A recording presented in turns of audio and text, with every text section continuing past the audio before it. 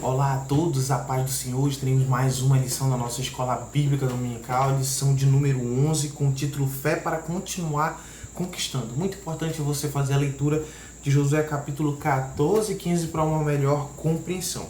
A verdade prática da nossa lição vai dizer que a fé em Deus e nas suas promessas nos animam a continuar conquistando vitórias sobre desafios da vida.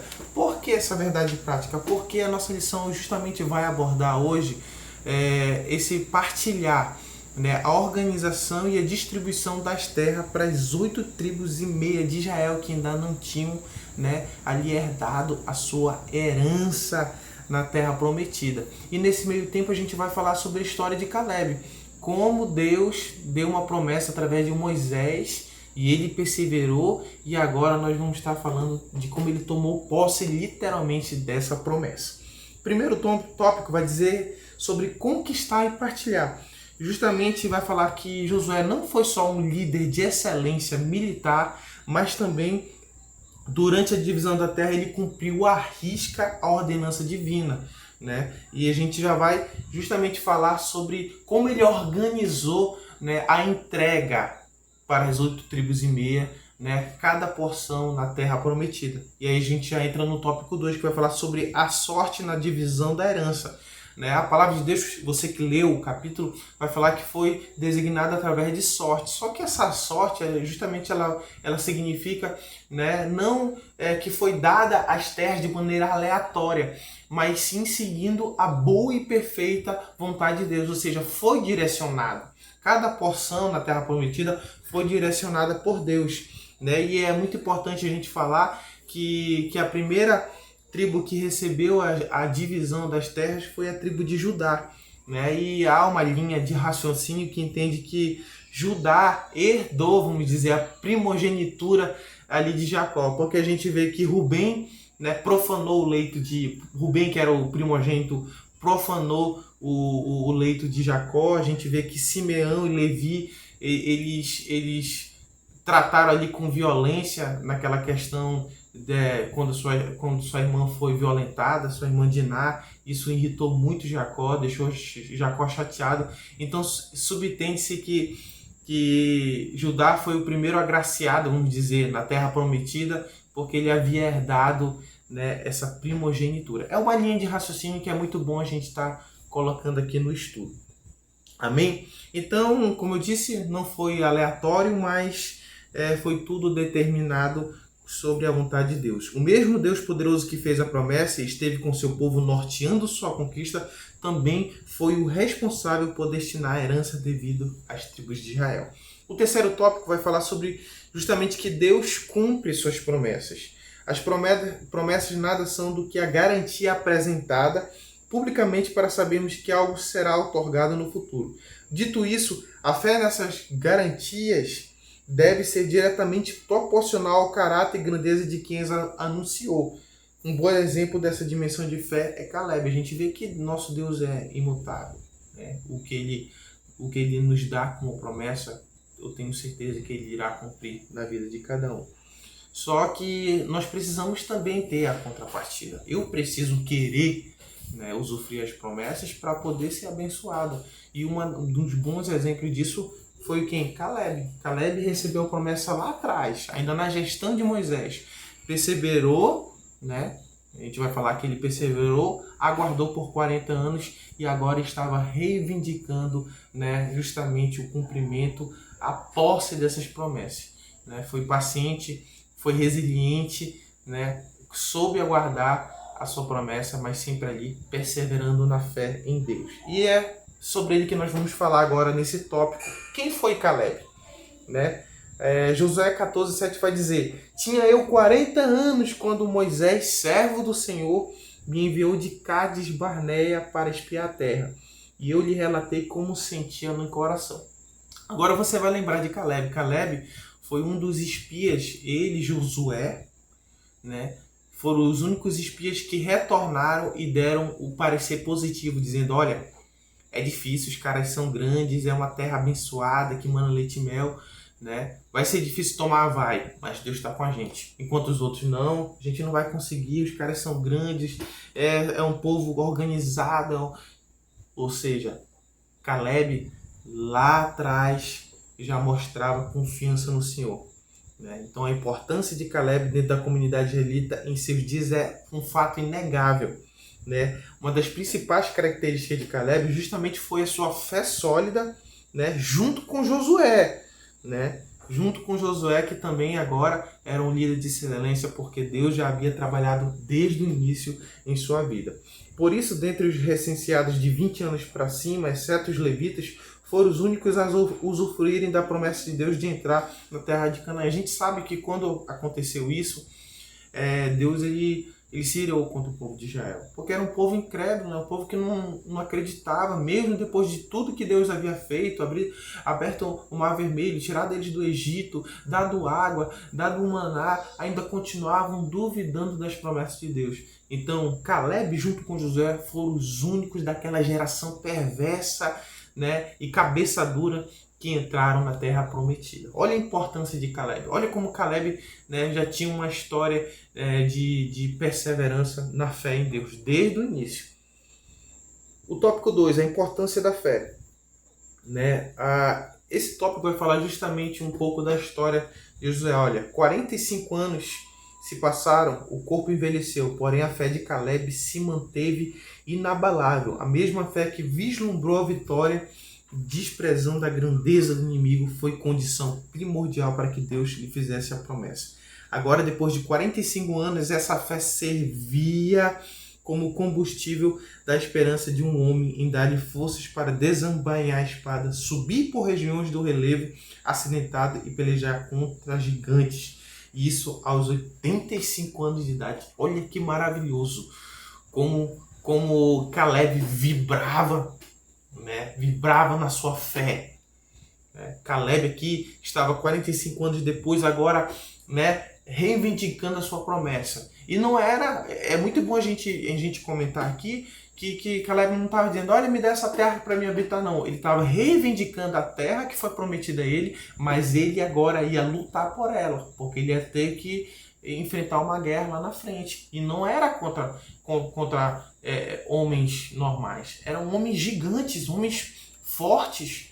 E agora, aqui Caleb, aos seus 85 anos, ainda estava vibrando, porque ele sabia que Deus era com ele, né? Isso aqui não é a Bíblia enfeitando, fazendo algo assim para, vamos dizer assim, aumentar, né? A gente vale lembrar que Moisés morreu com 120 anos.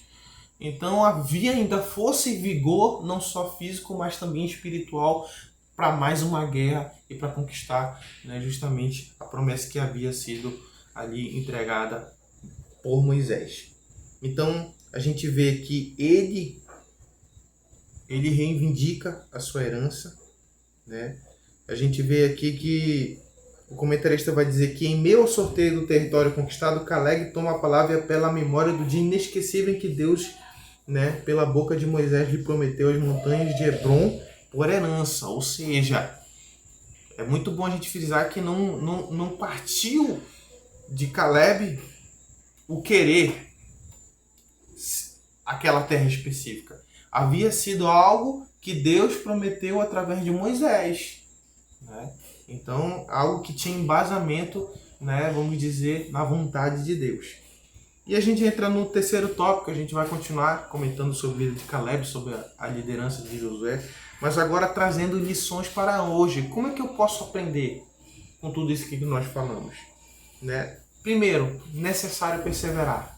A gente vê que as condições não eram favoráveis, né? Quando Caleb e Josué deram parecer positivo para que se entrasse na terra prometida. Mas houve o quê? Perseverança. Houve o confiar em Deus, né? E é isso que nós precisamos ter na nossa vida. É mesmo que as situações elas não estejam favoráveis, mas a gente tem que entender que Deus é por nós e Ele vai nos ajudar a conquistar e a batalhar as nossas pelejas. Segundo, vai falar aqui fontes superiores e inferiores. Apesar de estarem firmadas na grandeza de Deus, as promessas não são unilaterais. Isto é, elas exigem empenho da nossa parte para o seu cumprimento. Assim como Caleb, devemos buscar pelas promessas de Deus com fé e ousadia. Olha como é interessante, né, essa questão do comentarista dizer que as promessas não são unilaterais. É a mesma coisa que Deus me prometer que eu vou ser um doutor algum dia.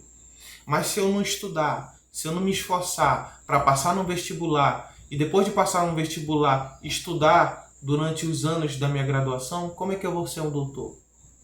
Né? Se eu não fizer a minha parte. Deus já liberou a promessa. Deus já disse que estaria comigo, que me capacitaria. Mas se a gente não fizer a nossa parte no sentido de nos esforçar e tomar posse disso, né, a gente entende que nós não podemos cair justamente no comodismo, de achar que Deus liberou a promessa sobre a minha vida e eu vou simplesmente atar uma rede e esperar que essa promessa venha se cumprir. A gente vê que Caleb esperou, né, por 40, 45 anos, né, mas com paciência e guerreando batalhas junto com Josué. Caleb não ficou lá deitado na rede esperando o povo israelita entrar, né, marchar ali durante 7 dias sobre as mulheres de Jericó, né, sobre as batalhas, a qual nós já falamos aqui, né, no trimestre, mas ele estava ali ao lado, guerreando e batalhando também, e esperando o seu momento também para alcançar a sua bênção pessoal. Então precisamos também nos esforçar. Olha, o terceiro ponto vai falar justamente de um trecho lá em Josué capítulo 15, versículo 16, que vai dizer: Disse Caleb, a quem derrotar Criate Safé e a tomar, darei minha filha Axa por mulher. Isso foi uma situação que aconteceu. Quando Caleb foi para a batalha, ele teve uma guerra lá e ele disse que quem derrotasse aquele líder militar, que é justamente Criate Safé, a quem derrotasse ele daria a sua filha, né, para casar. É como se fosse uma honra. E o comentarista ele faz uma analogia com essas, vamos dizer, com esses incentivos. Ele fez uma analogia com o incentivo que Caleb fez com alguns incentivos que Deus nos dá. Primeiro, Jesus disse que se nós seguirmos a sua vontade, se nós vivêssemos uma vida para Ele faria jorrar fonte de água viva de dentro de nós. Ele nos daria a coroa da vida a quem fosse fiel até a morte. Então, a gente vê que nós já somos gratos, nós já somos infinitamente alegres por Jesus ter pago nossos pecados. Só que não para por aí. Não é, além de Deus nos dar a salvação, né? Salvação, a vida eterna, Deus ele nos agracia nessa vida. E é assim também que ele faz, ele vai nos dando dádiva, mesmo nós não sendo merecedores disso, né? Então a gente vê que Jesus nos abençoa aqui na terra, financeiramente, profissionalmente, academicamente, em todas as áreas da nossa vida, Deus nos abençoa, né? Mas isso é só o início de algo que a gente ainda vai viver na vida eterna, para todo sempre com o nosso Senhor.